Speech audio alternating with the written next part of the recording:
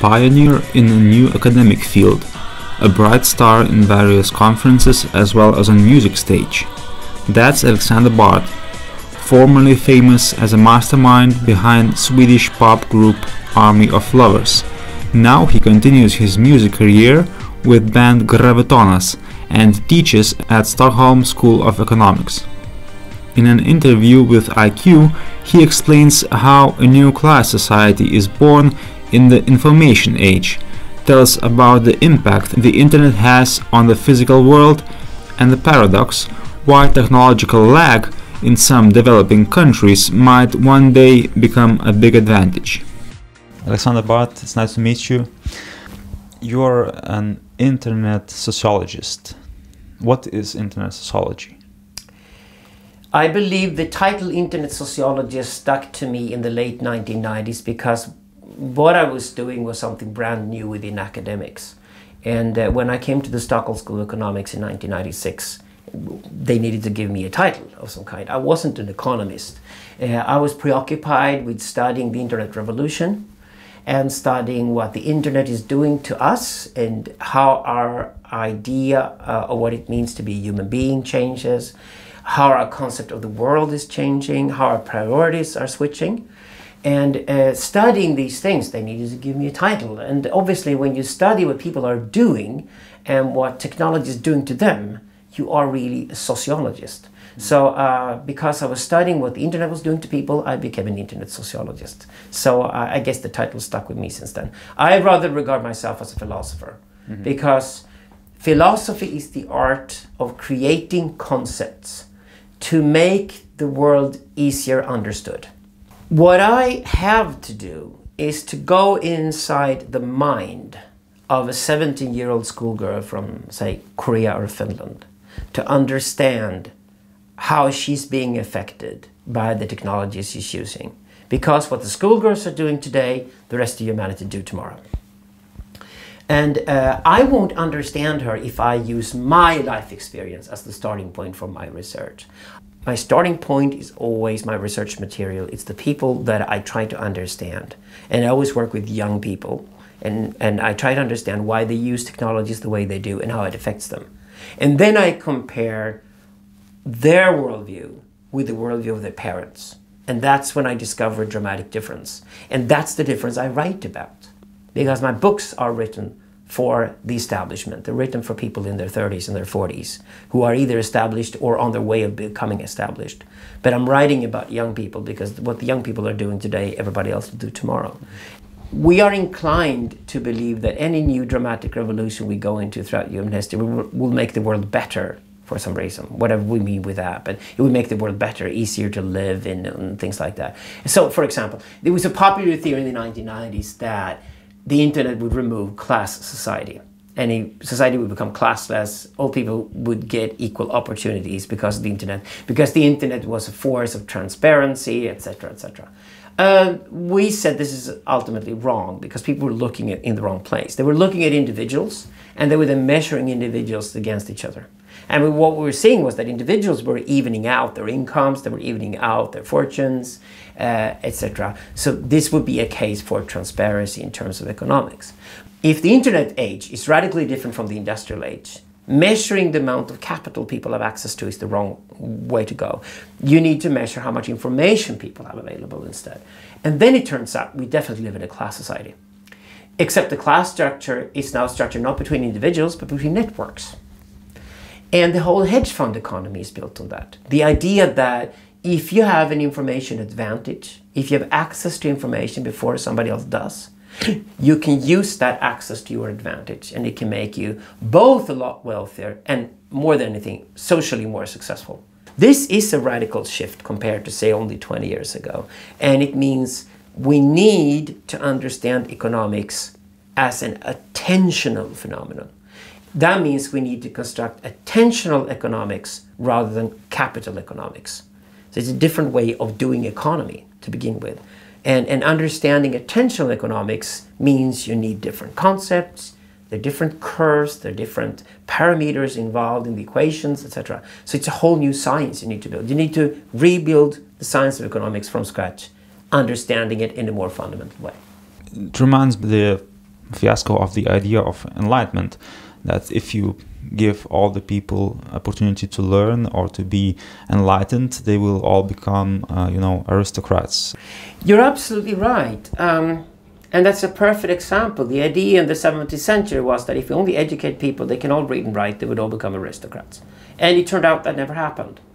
And it's exactly the same thing with the internet. People were constantly talking in the 1990s about the digital divide. And the idea was that if only people got internet broadband access, all problems would be solved. What Söderqvist and I proved in the Netocrats is that this is ultimately a lie. Because everybody has already access to the internet. We showed this by traveling through the Indian state of Andhra Pradesh already in 1998. And we could show that every village in Andhra Pradesh had internet access for free to its citizens, while only half of the villages had running water. So the internet is expanding faster even than the capacity to have running water. So we could show already then there was no digital divide. Everybody would be online. But the problems would then occur online. And what happens online is that we are not all socially talented. Some people are more socially intelligent than others. Information is not flowing evenly between human beings in the internet society. Information is flowing, valuable information is flowing in one direction to a certain group of people and to certain networks. And they disseminate the information to all the others. And the important thing here is to be at the top of this network pyramid and not at the bottom. And I'll tell you one thing, if you're watching a lot of television, which is a very passive medium, it doesn't really involve you in anything, if you're playing a lot of Angry Birds games and things like that, you're probably at the bottom of this pyramid. While if you're a hugely successful social networker and you know all the right people in the right place around the world, and you can get immediate access to them, which gives you power to do things, then you're probably at the top of this pyramid. So the currency here is no longer dollars, it's no longer euros. The currency here is social intelligence. And the socially intelligent people tend to find other socially intelligent people. And together they build hyper-social intelligent networks. And these networks will rule the world. And they will by necessity be small and only include a few people.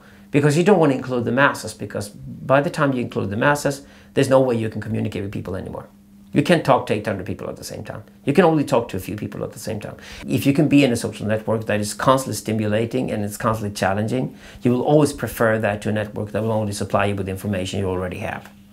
So if you can choose between the two, you will definitely go online and be interactive rather than passively watch television, if you choose between the two.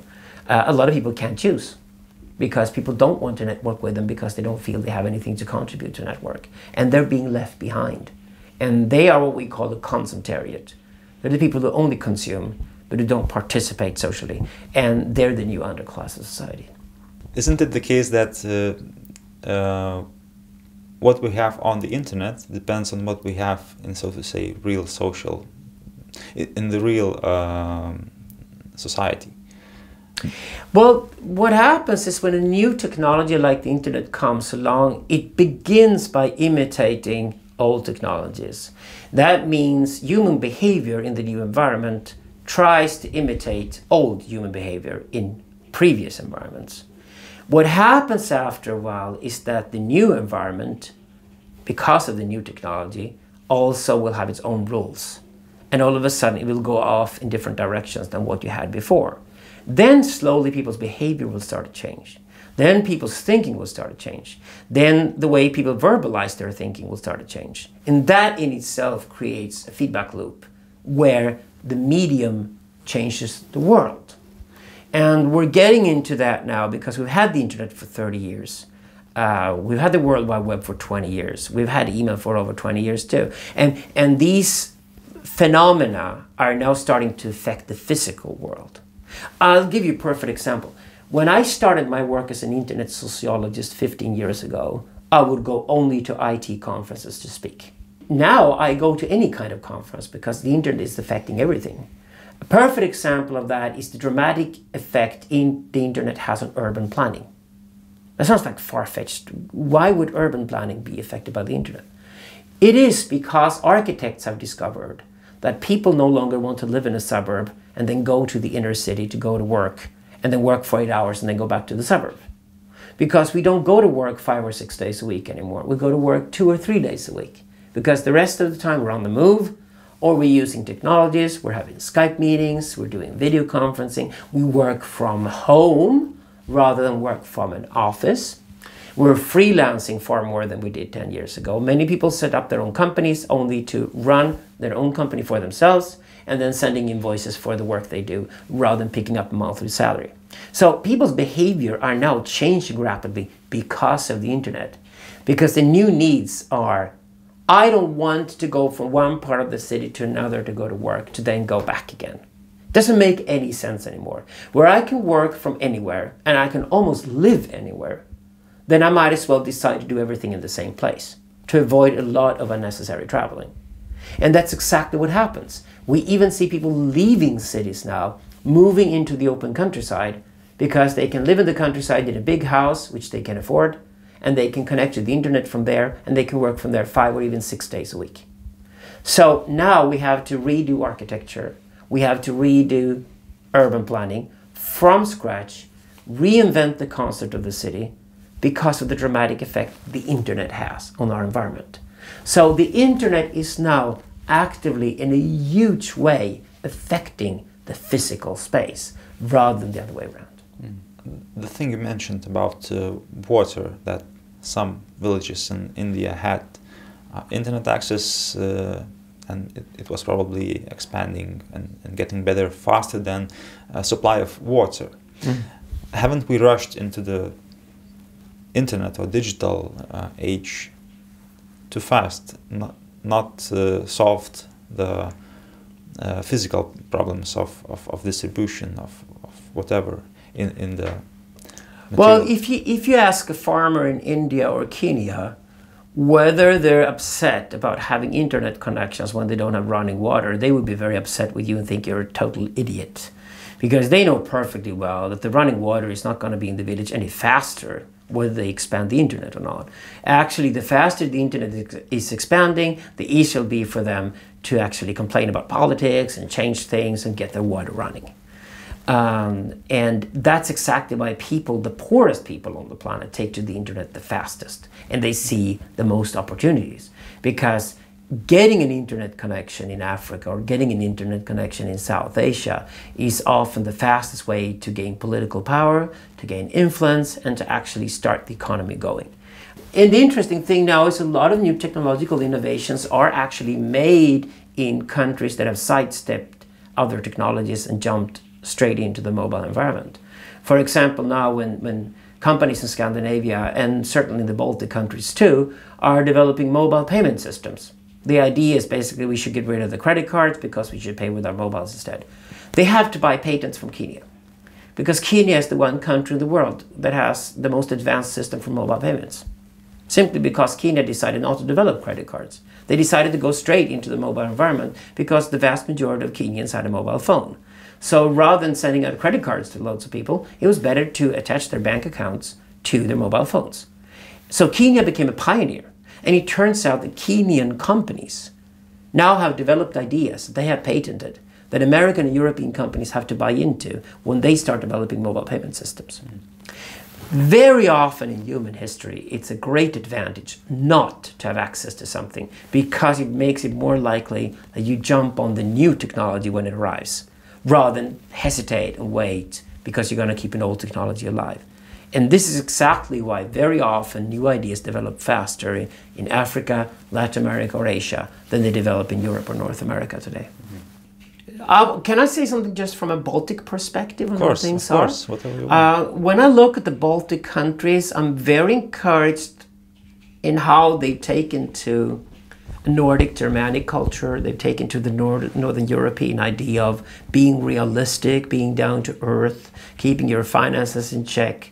Saving the currencies in Latvia and Estonia was a very smart thing to do. It was very good for the brands of Latvia and Estonia to do exactly that. Because it made Latvia and Estonia look like a part of the northern rather than southern Europe before the crisis hit Greece.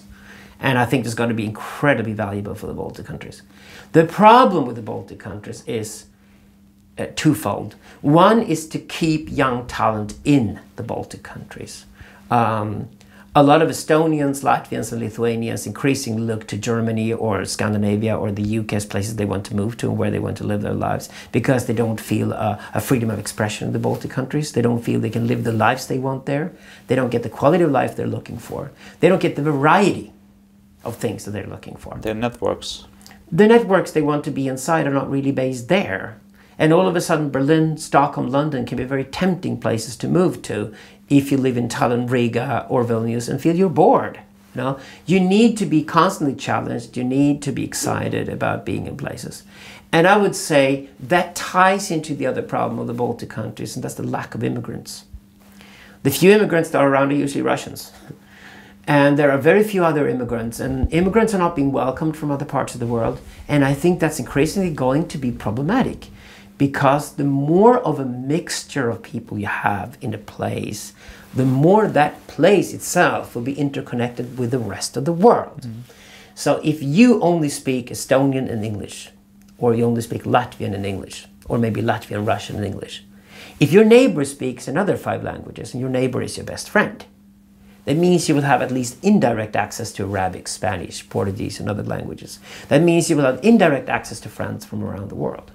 And if that doesn't happen in a place like Riga or in a place like Tallinn or in a place like Vilnius, but it does happen in places like London, Stockholm, New York, you will be very inclined to move.